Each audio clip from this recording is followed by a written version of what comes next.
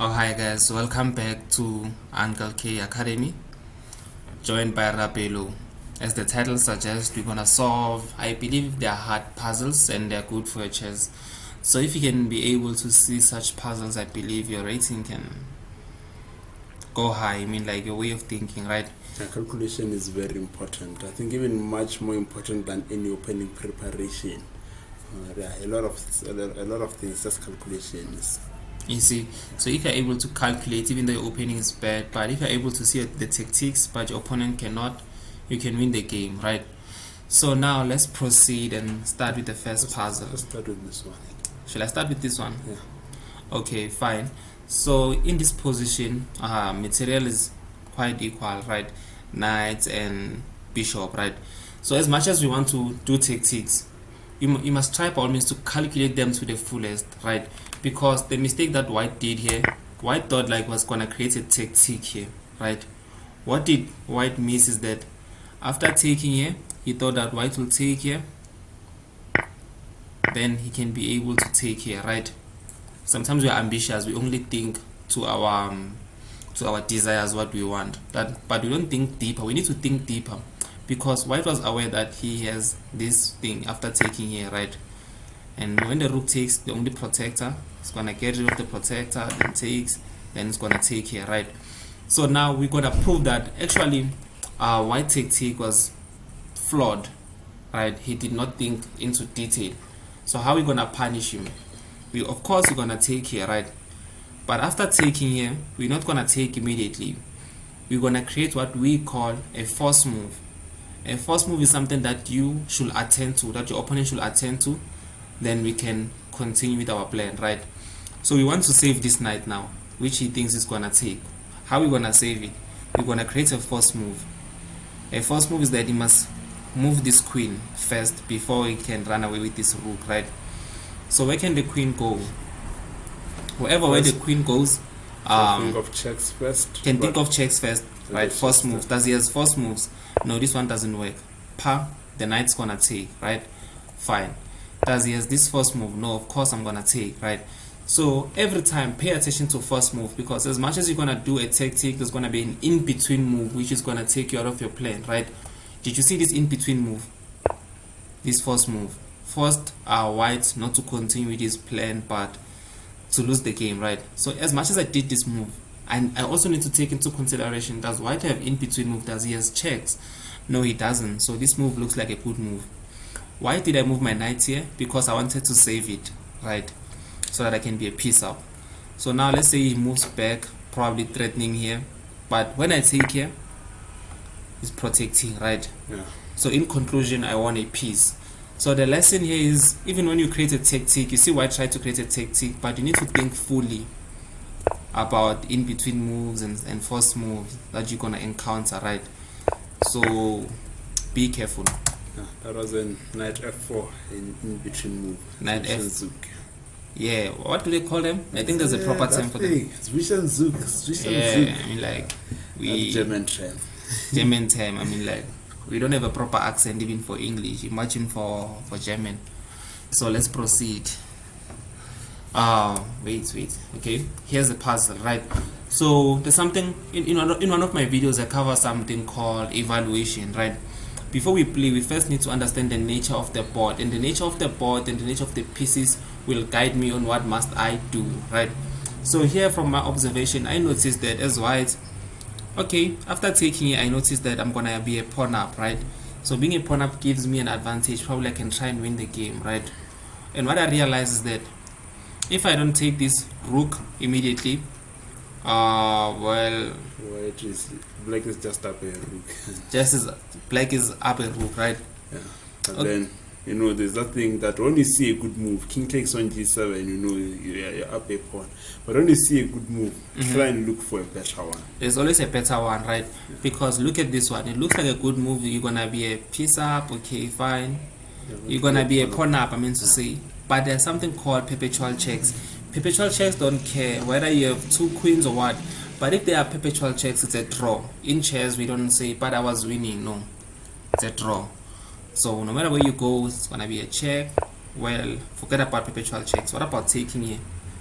Black is going to always have a check on g8 or on f7, and they can always take d5 by force. You see, they're always going to be perpetual checks somehow, right? So after taking here, now we have equal pawns. Let's see if this one is a draw. Still a draw, right? Perfect. So now we realize that as much as we're going to be a pawn up, but we need to further calculate, are there going to be perpetual checks? Yeah. Can you win the game? Can you win the game? Yeah. Right. But sometimes you just can't win the game. You can't win the game. So as much as we're going to have pawn up or whatsoever, the real question is, are you going to win the game? Yes. So f6 is also a consideration, but just after rook f7, there's really nothing you can do. After this, what can you do? You don't have a check. You have a check, but then they're gonna finish up at some point, right? Yeah. So now black is gonna win this game somehow. King f6, I think you can just take on c6 and they're fine. Alright, it's gonna be you can actually draw this game somehow. Yeah, just take c6. It's even winning for c6 it's even winning for black, right? Yeah. So f6 is not an option. So the correct move here, of which is weird, queen here, right? Queen check, right? So someone might try to save the rook. Don't be greedy. Might try to save the rook, because we notice that when you play here, maybe he can take here and equalize, but we're not gonna do that. So rook here, it's wrong. Why is it wrong? It's a tactic puzzle. Check. Check. Cannot come in. Queen g8 checkmate, right? Awesome. So after the check, the rook is wrong. We've seen that. What about the queen? The queen, after taking here, it might look like I'm gonna be a pawn up, but the problem is that it goes back to perpetual checks, of which we don't want. Checks here, they're gonna be there forever, right? When I come here, they're gonna take here check, right? What about this one? Queen d4. Queen d4 still check, right? Comes here, like the checks. Yeah. The checks will all forever be there. This one is losing. I don't know. It's losing. So it's the losing. thing is, you should not. You see, the queen is behind the king, and you should not let that queen come out without taking the pawn on f5. Because if you don't take the pawn on f5 and the white queen is now active, it's very unlikely that you are going to survive this. So now, okay, let's try this. Maybe checks. If it tries to run away, then you can take let the him. queen out, but then now you are taking that very important pawn. Do you see that? So now let's go to this variation, the winning variation now. Check here. So we saw that this doesn't work. This doesn't work because we're gonna have perpetuals, right? So now what must white do here? There's an interesting move to win this game. Take here. Well, it's gonna be having a rook, an extra rook, but you're gonna win this game. If takes here, of course it's wrong, right? You can't. Then you're gonna win the game. And So the pawn is just matching. the pawn is just matching. So of course he has to take with the rook. So can you take 5 seconds to see here how we want to win this game? I mean, like, a queen is a queen. So if you manage to promote, the key thing is to promote. You need to know these puzzles of promoting. So how are we going to promote here? Here's the move. What can black do here? If black takes here, we're going to promote. You cannot block it. It's too late. You cannot block it. If black tries maybe to take him, then now we're not gonna promote, but we're gonna take him. Right? Then now it's gonna be a winning. King g7, yeah. It's gonna mash down, right? Yeah. So what else can we try? Let's try maybe try and take rook to take from the back. But after taking it, you cannot block. You see now, double pawns are not always bad. If these pawns were not doubled, but if this pawn was here, we're gonna be able to attack them from the back. There's going to be b7. Yeah, let's just say if that pawn was somewhere else, You not see? there. If it was on b6, that was just going to be b7. So now you see, now it's gonna win, right? So what we learned here is that we don't necessarily need. Sometimes pawns are powerful against rooks, right? Yeah. We notice that. Sometimes you just have to calculate. I mean, from the face of it, you just see that white is up, is down a rook, but then sometimes when you see a good move, you look for a better one. sometimes. And also you have to calculate your pawn breaks very well. Yeah, you need to know your pawn breaks very well. Very important. So now let's go to another puzzle. Did I solve all the puzzles? Yeah. Now it's your turn. Yeah, let's go for this. Actually, I went for this nice full puzzle. So this puzzle comes from the opening, the Grunfeld defense with G3. Mm-hmm. Then this here, when you look at this, so black, so after white plays something and that takes on e5, and then black took on b7, and as you can see now, black is up a pawn. You can say this pawn or that pawn, but black is white is up a pawn and like it's not black. And you can see that this pawn is very well protected, and it might become a problem if white manages to develop the pieces and bring the rooks there. You're going to have a very big problem. But then queen takes on b7 was a blunder, even though you can see the material is equal, except that white is up a pawn, and you also have a queen side majority. You can always create a passed pawn on the queen side. So here the queen came, but then now look at this queen. The only square that's available for the only few squares, there's a6 and b4. Mm-hmm. So you can see that those are the only two squares it can use to escape. To escape. Can I say something? So it goes back to evaluation, right? So if you understand the nature of the board, if you took time to evaluate, like, where can his queen go, where can the bishop go, like, you understand the position. So what after understanding the position, you can notice that, oh, the queen doesn't have much of squares. So can you try and trap it? Yeah. That can be your next question. Yes, and so it also comes to, but then I'll say that lesson later. So in this position, there is this nice, beautiful move, queen d6, that takes these two squares. The only squares. Yes, the only two squares. If you go for queen a5, then I think black can just play b4, and then it's going to the queen is going to escape somehow, because you can't really watch the a6 square now.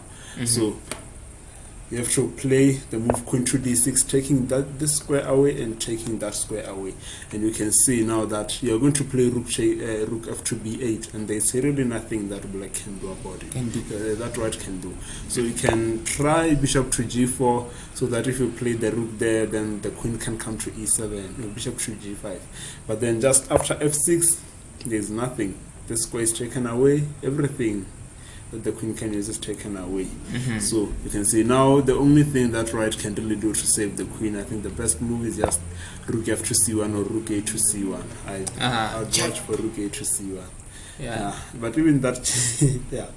And then, in this case, you just hack this guy. Just hack this guy, because you have a powerful knight here, right? Yeah. It's an outpost, so you don't want to exchange it. So you can see that. So the lesson you can see from here is that before you hack pawns, like for example, in this position, white just took a pawn here.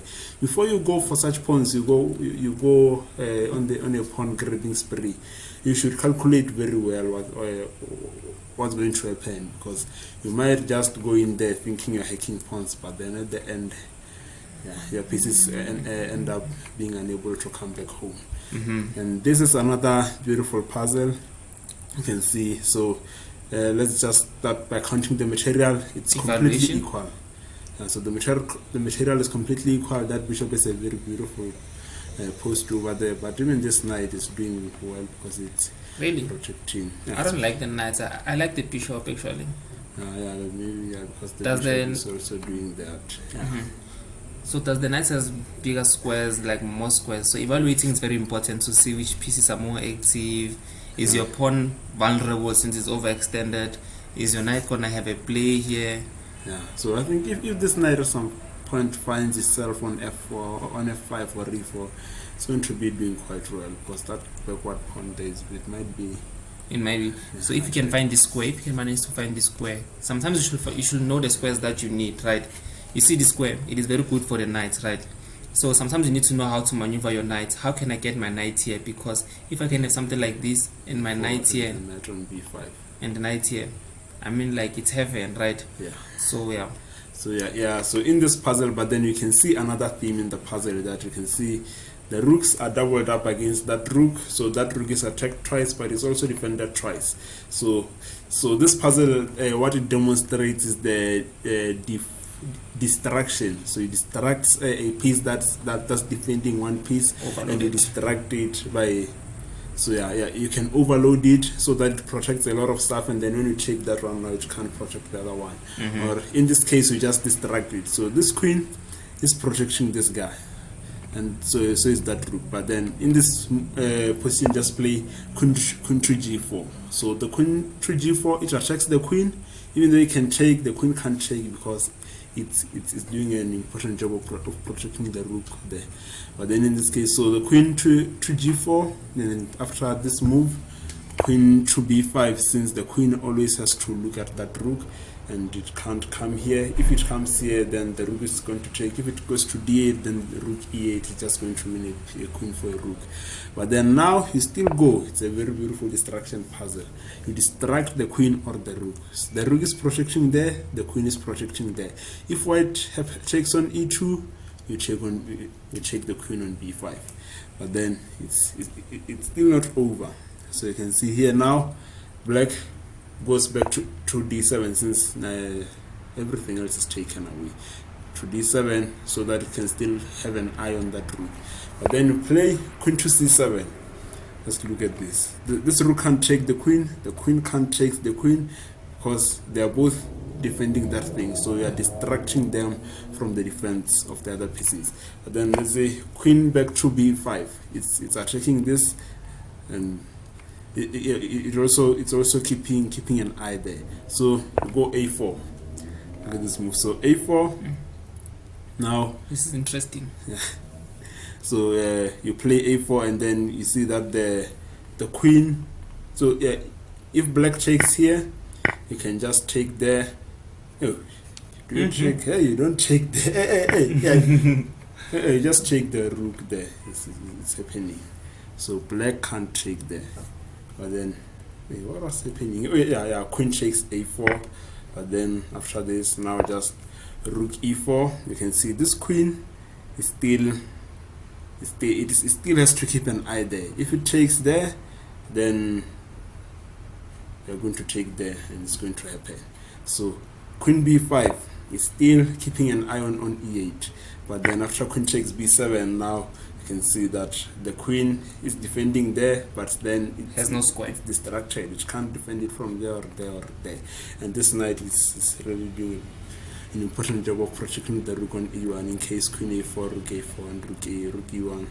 The pawn, the knight can take on e1. So this queen now is trapped. It's very trapped. Yeah. So I was not following much. I didn't see this puzzle. It's my first time, but what I've learned is that, I mean, like, there's a checkmate right there, but then the queen is protecting, right? So the queen is protecting many things, protecting the pieces, the checkmate, and everything, right? So the queen is quite like overloaded, right? So if you can try and distract it, then we can checkmate, isn't it? Yeah. So distract it, and then so there's here. Let's do this bonus puzzle. It's just a beautiful puzzle that this is a drawn end game. That if so, white is up an exchange and also up a pawn, but then he still can't win. The important reason here why he can't win is that he can't get the pawn on f7 and also the king on f6 at the same time. So if white plays that, you should not allow the king to come to f6, and the bishop can always defend these two important squares. So if you take there, then there you are in for a big jump, because after queen to f6 you can't, you're just lost. There's nothing you can do because black is just going. So that's just one example line there. Then black pins and you just have to move, and yeah. If you do anything else, bishop h5, like a rook bishop, I mean, like, I believe it's a draw unless you put more effort on losing. If you're playing this black, you have to put some effort to lose it. Yeah. But it's drawn, you just have to throw it. So in this case, you should know that the best move is to not allow the king to come to the 6th rank, so that now you are going to be able to take that pawn, since there's no king f6 where your king is on f8. So the other things that black can do is just try to distract the bishop. To distract the bishop. So let's look at this one, for example. So if you can still play bishop to b3, and let's say now bishop to b3 actually loses. You have to play bishop to a2, so that if the king tries to come closer, you can always check it. Did you see why bishop b3 loses, guys? Let me show you. So remember, we don't want the king to come here, right? So if they come here, we must always have this check, right? Yeah. But then if we come to bishop to, let's say after this, because the idea is to distract the bishop, right? If the bishop is well distracted, but then if this to still, No. still. King G6. King G6. I mean, like there's no. You don't have the bishop to be 3 check. We don't have the check, so we need the so check always. As white, now you can see that, okay, now this bishop, I don't want this bishop to be able to have this check so that I can actually advance my king. So after bishop to a2, white, you can still try that, and after that you do that. Let's say after that you check this. So now you can see that the bishop can't. So if you give a check, here, you have a problem. You're going to have problems. So the bishop now, if the bishop comes to a2, it can't come here, and the bishop can't come to b3, or it can give a check. And if the bishop goes there, then the e4 square is also taken. So here you can still just play that. And when the king goes closer, you play bishop to f7 check. Always making sure that the king does not get to advance. And then you can see, everything is just a draw here. So What is the key lesson here? The key lesson is to avoid the king advancing, right? Yeah. So we must not lose that. We must not lose like the checks, which are gonna stop the king from advancing.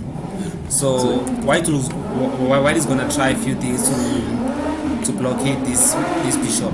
Yeah.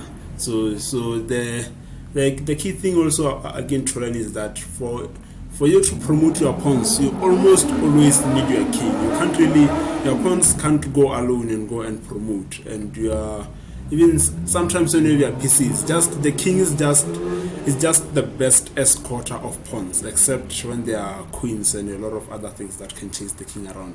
But mostly the king is just the best thing that can escort your pawns to victory. Everything else is just difficult to escort your opponents with other things. So when you're the one defending, just restricting the king to coming forward to escort the pawns is almost always the best thing you can do in such end games. That's a massive lesson. So I think we're gonna wrap up here. You want to say anything? Good luck with your chess. Win a lot of chess games. Yeah, win a lot of chess games. Like improve your rating. Let me see. People might wonder, who are these guys? You have never seen them before. I think it's fair enough not to consider ourselves as chess players. We are just chess scholars. We are more into studying chess, but at some point we are planning to play more competitive chess. Maybe you will see us. But hopefully.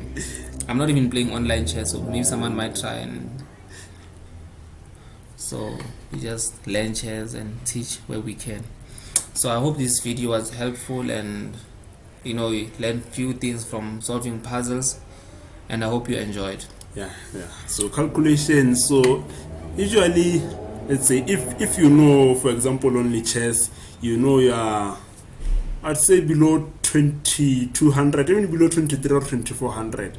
I believe that the best thing you can do to really improve your chess will be to improve your calculation skills, your combinational vision, more than I see a lot of people trying to have a good opening preparation, but then opening at this point is really it's really not that important. I've seen it myself over the past few weeks. I've been playing everything. I mean, I've been playing the Grob opening, just b3, the bed opening, the Grunfeld, even though it was not my opening. But then the results that I get don't really change. So the very important thing is to improve your calculation, which is, if you play good chess, you play good chess, right? Yeah. If you play good chess, you play good chess. At this point, openings are not the very important. Focus much on your middle game tactics, you see. Oh, the battery is low, so I guess we have to cut off here. Thank you. Please don't forget to like, and please subscribe. Always. Away. Sharp.